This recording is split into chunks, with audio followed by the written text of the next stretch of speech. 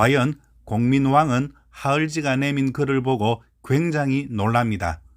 도강에서 사정이 여의치 않으면 군사들이 반란이라도 일으킬까 두려워합니다. 공민왕이 급히 공격을 중지하도록 합니다.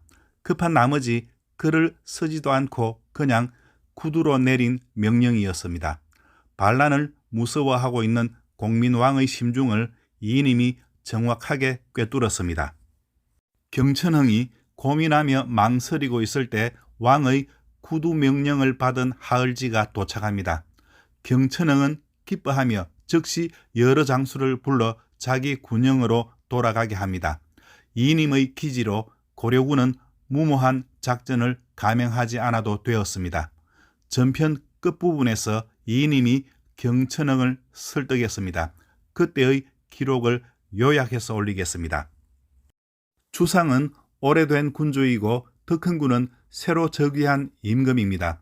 어리석은 백성은 다만 편안하고 배부른 것을 낙으로 삼으니 삿됨과 올바름의 소재를 어찌 알겠습니까? 하물며 우리 군사는 모두 돌아갈 일만 생각하고 있지 않습니까? 강을 건넌다면 그 변란을 예측하기 어려우니 압록강을 굳게 지키는 것이 가장 좋은 계책입니다. 앞부분은 14회에서 잠깐 소개한 문장입니다. 주목할 것은 분명히 공민왕을 옛 임금, 덕흥군을 새 임금으로 칭했습니다. 아직은 고려 사람들에게 원황제의 입김이 작용하고 있다는 뜻입니다. 상국 황제의 명에 의해 덕흥군이 새 임금으로 임명된 겁니다. 이인임의 말 맞다나 배부르고 편안하면 누가 왕이 되든 백성들이 상관할 바 아닙니다. 따라서 두 사람 중 이기는 사람이 고려의 왕이 되는 겁니다. 그렇게 또 한 해가 저뭅니다.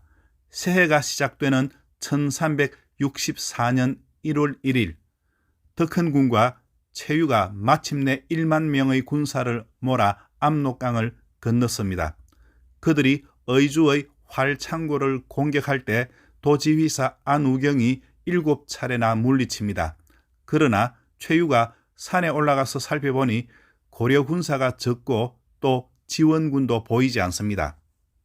최유가 군사를 7개의 부대로 나누어 북을 크게 두드리며 진군합니다. 고려군이 이 전투에서 패하고 도병마사 홍선이 포로로 잡히기까지 합니다. 이에 고려군은 후퇴해서 안주에 진을 치고 방어합니다. 공민왕이 최영을 도순이사로 삼아 급히 안주로 달려가서 군대를 지휘하라고 합니다. 최영이 즉시 정예군사를 거느리고 출병합니다. 최영이 가다가 길에서 도망하는 군사를 만나면 곧 목을 베어서 군중에 돌립니다. 그러자 비로소 고려군의 군기가 제대로 잡힙니다. 또한 공민왕은 이승계에게 정예기병 1000명을 거느리고 출병하라고 합니다. 여기에다 도채찰사 이순과 도병마사 우제 그리고 박춘 등이 군사를 이끌고 속속 안주로 집결합니다. 고려군이 전열을 가다듬고 있을 때 침략군의 척후기병이 정주에 다다릅니다. 안우경이 정예기병 300명을 이끌고 이를 기습해서 적장 송신기를 사로잡아 죽입니다. 이어 몸뚱이를 쪼개어 군중에 돌리자 고려군의 기세가 오릅니다. 하지만 엉뚱한 곳에서 문제가 발생합니다. 지금 고려군이 서북면에서 침략군을 맞아 혈투를 벌이고 있습니다.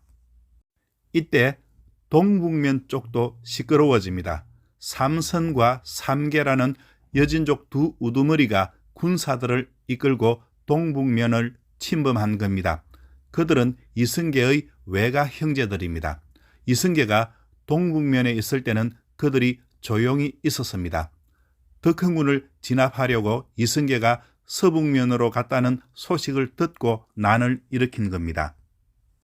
그들에게 호의적이던 여진족들을 꿰어 순식간에 함주를 무너뜨렸습니다. 이어 화주로 진격했습니다.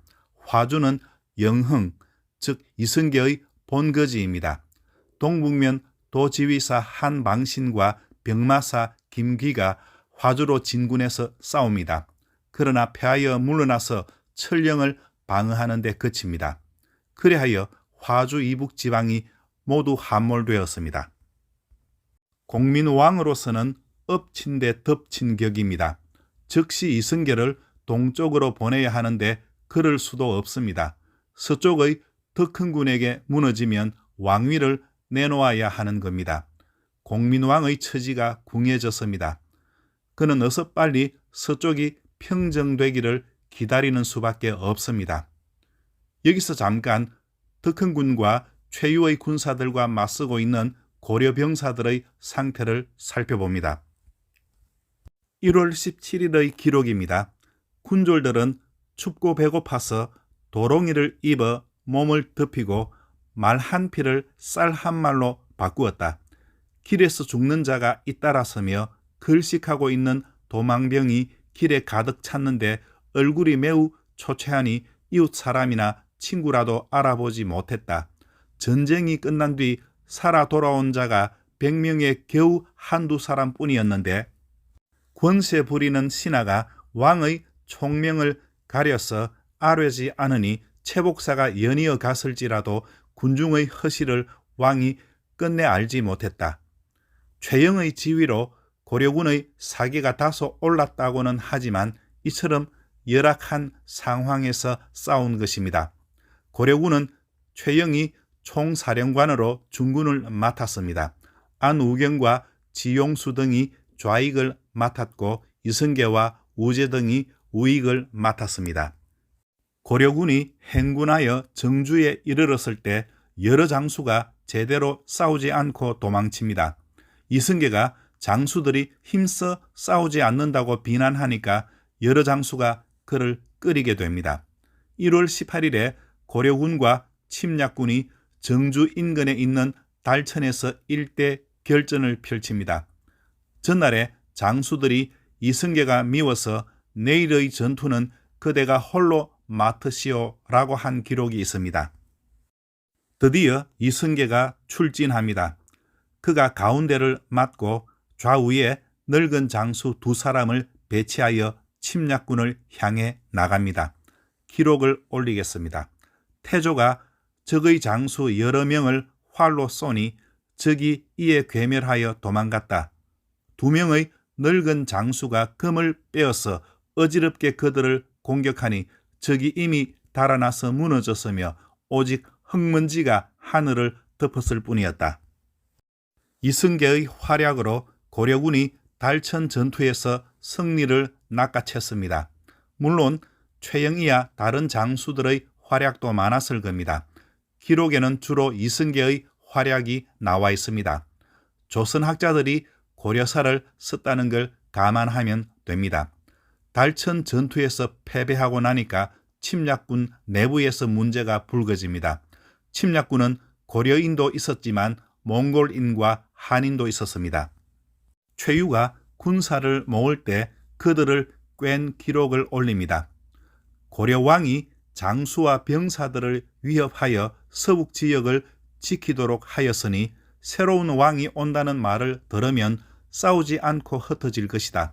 일이 이루어지면 고려 재상 이하의 집안 재산을 상으로 줄 것이다 라고 하였다. 달콤한 말에 현혹되어 침략군이 고려로 넘어왔는데 막상 와보니까 상황이 전혀 다릅니다. 고려군이 악착같이 싸웁니다. 이유가 있습니다. 장수들이야 승리하면 보상이 따르는 것이 당연합니다. 그런데 보상이 없다면 하급 장교들이나 일반 병사들이 목숨을 걸고 싸울 의욕이 생기지 않습니다. 그래서 그들도 열심히 싸우도록 고려 조정에서 첨설직을 만들어냈습니다. 군공을 세우는 자에게 첨설직이라는 벼슬을 주는 겁니다. 첨설직이란 말 그대로 벼슬을 겹쳐서 설치한다는 의미입니다. 처음에는 양가나 향리 자제에게 주다가 나중에 급한 나머지 농민은 물론 수공업자고 상인이고 가리지 않고 주었습니다.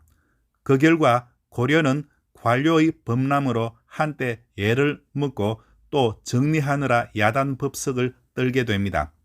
여하튼 고려에서는 신분 상승을 꿈꾸며 죽기 살기로 싸운 군사들이 많았습니다. 반면에 침략군은 죽기 살기로 싸울 필요가 없는 사람들입니다. 그들은 걸어서 고려에 들어가기만 하면 한미천 잡는 줄 알고 대부분 합류했습니다. 그런데 고려에 들어서고 보니 한미천이 아니라 제 목숨도 부지하지 못하게 생겼습니다. 괜히 최유의 꿰매 빠졌다고 탄식하는 소리가 침략군 진영에서 흘러나오기 시작합니다. 이렇게 되면 더 볼 것도 없습니다. 전의를 상실한 침략군은 압록강을 건너 도망가기에 바빴습니다. 고려군의 맹추격이 시작되었습니다. 이때 유인우, 강지연, 안복종 등이 도망치다가 뒤처져서 고려군에 사로잡혀 사형당합니다. 사신으로 갔다가 줄 한 번 잘못 서는 바람에 졸지에 인생을 망친 사람들입니다. 침략군이 연경에 돌아갔을 때 겨우 17기였다고 합니다. 나머지는 고려군에게 죽임을 당했거나 도망치는 중에 흩어졌거나 했을 겁니다. 다음 편에서 뵙겠습니다. 좋아요와 구독을 부탁드립니다. 감사합니다.